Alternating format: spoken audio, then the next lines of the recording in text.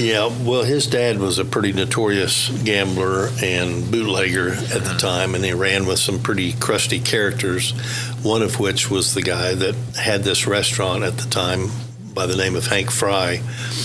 Really, from 1910 to 1945, there's a little bit of a blur as to who operated. The original part is the cafe, on the coffee shop side, we call it. And it was a small little cafe. It was nothing, that resembles today.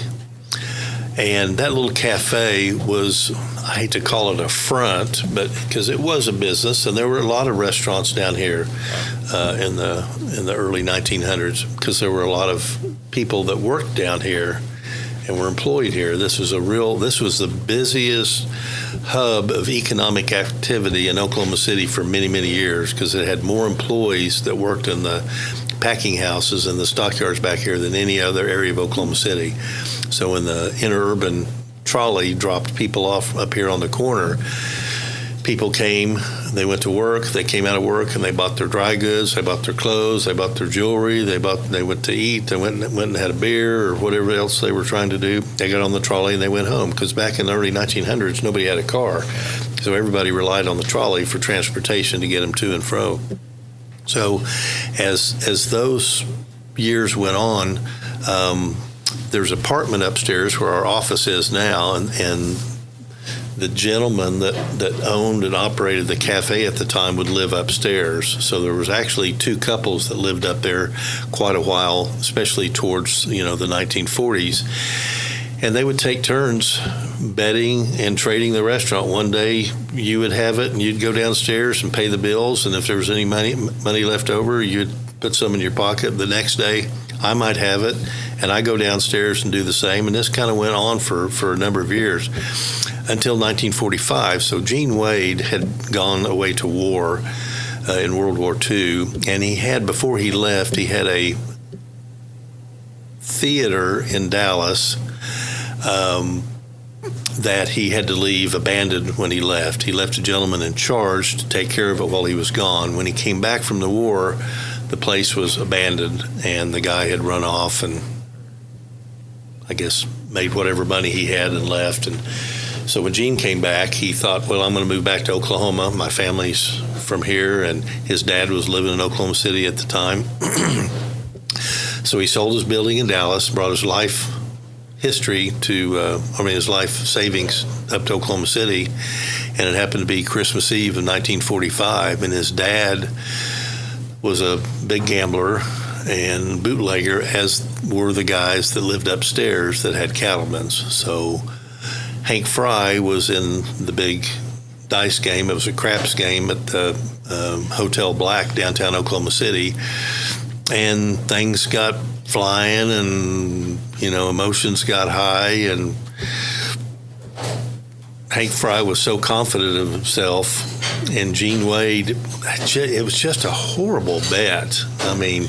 So Hank Fry said, I'll put up Cattleman's Cafe if you can roll a hard 6. Well, it's really hard to roll 2 3s.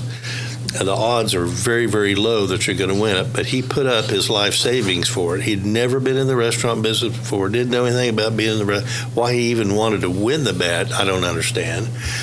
But he did, and he won.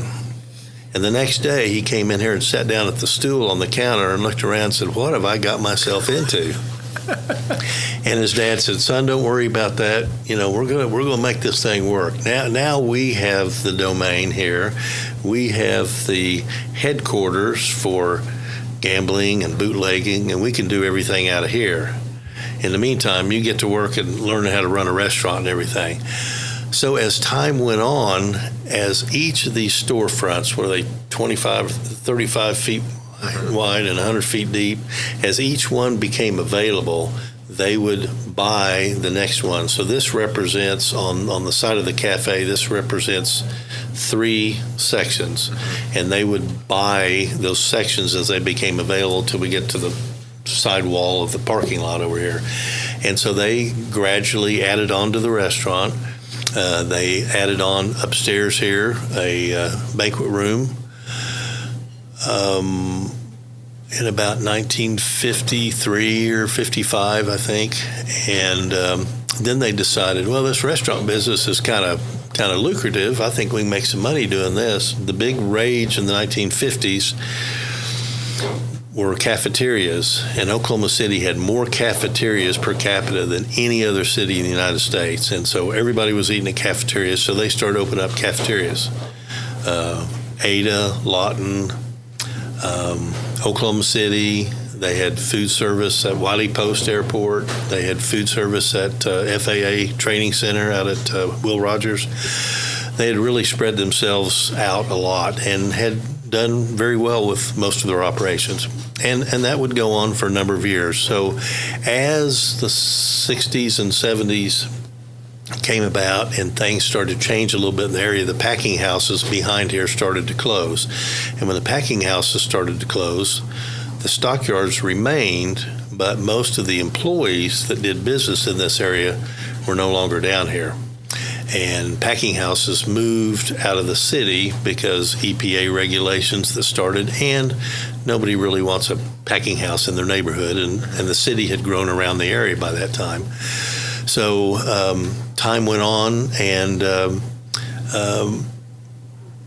restaurants, they started closing one at a time. They just didn't have somebody to run them for them, or they'd run out of a lease or whatever it might be. And they gradually just kind of narrowed it down until they got back down to the original Cattlemen's here, probably in the early 80s, early to mid 80s. And that was the final restaurant that they had. And so when Gene finally started getting kind of tired and wore out, that's when he decided, I need to figure out a way to get out of this deal. And he actually said, I'm getting ready to lock the front door. If you guys don't take this, the gig's over and I'm done.